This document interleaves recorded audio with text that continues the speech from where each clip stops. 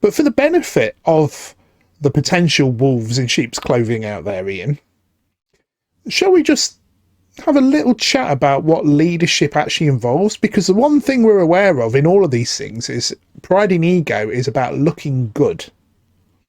But let's talk about the reality of a leadership role. Ian, do you have to spend time doing bookkeeping and accounting and checking and counting and, crossing the T's and dotting the I's on a weekly basis? I do indeed. Do you kind of if no one's there to clean the toilets and empty the bins, being the leader with that kind of responsibility, who's that job left to? That's left with me. Puts the chairs out, puts the microphones out, plugs the PA in. When it comes to things like child protection, or when COVID came and decisions have to be made that may affect people's lives on a practical level, where does the buck stop there? The buck stops with me. When someone in the community is kind of really in poverty and all of a sudden, next thing you hear is that person's in hospital because they're cold and they've not eaten and all that, whose responsibility was it to keep their eye on their flock? Yeah, mine.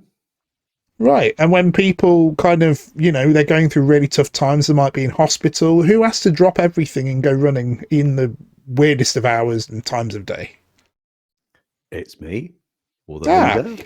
So the leadership role comes with a lot of responsibility and accountability then. Yeah, often people think that being a pastor is a glamorous role. I often say, you might have heard me say it before, Gabe, that if Channel 5 were to follow me around on a daily basis, they wouldn't believe what I got up to. If the documentary got aired, they'd say it was all made up because they couldn't believe the kind of things that I get into, from the trying to save marriages to setting up people's Amazon echoes to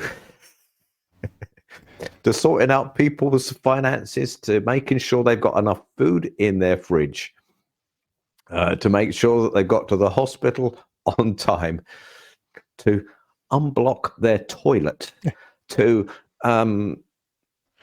pastor and pray for them when they are in distress, to speak prophetically and minister into their hearts and their minds when they're poorly, and to help them in all kinds of situations, to bail them out when they're struggling with their finances and helping them out with all that kind of stuff, as well as all the preaching and all the teaching and all the pastoral stuff, as well as making cups of coffee in the cafe, as well as filling in the tax returns for the church's employment, tax employment to HMRC monthly on their portal, to doing all the accounts and sending them all off.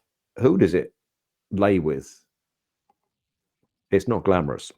No. If anybody thinks we only work Sundays, dearie me. Yeah. And of course, you also lead your family. Yes. So you have your shopping and you're looking after your son and all the other family things and relatives and in-laws and all that stuff. So yes, leadership is not the way that TV likes to glamorize it. No. And I think the other problem is a lot of the time the leaders we see on TV, they're often civil servant related. They're the kind of leaders that they can lose their job and get replaced tomorrow.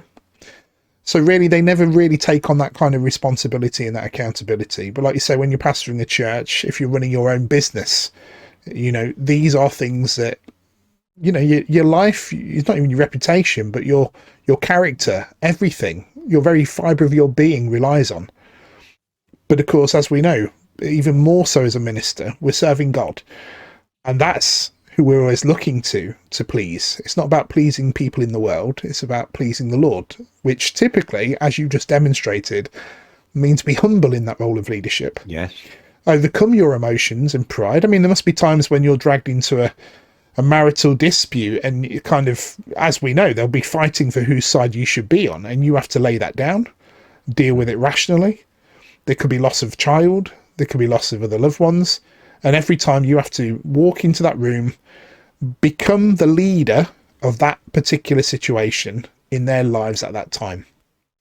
So all the things you listed earlier about a democracy or ticking token boxes, being popular, having a particular one-off gift, does not make you a leader. No.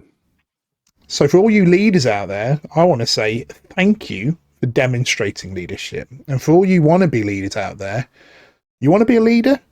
Be humble. Literally go to your pastor and say, I will do whatever it takes for as long as it takes till I'm worthy in your eyes to be moved into them positions. And that can take a long time. But that's the point.